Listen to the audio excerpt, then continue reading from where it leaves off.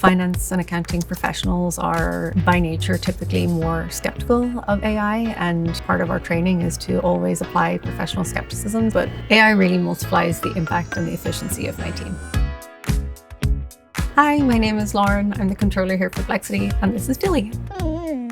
Our core mission is to power the world's curiosity, and Perplexity is AI for people who expect more accuracy, more agency, more signal, and less noise. Velocity is core to our brand. The market in which we operate moves extremely quickly. Our focus on adopting high-leverage tools like RAMP allows us to maintain pace and scale without having to multiply our headcount. We operate a very lean team. On the GL side, we have a team of just one. That is our stellar senior accountant, Patricia. Patricia is managing everything from bill pay, expense reimbursements, corporate card program, and travel.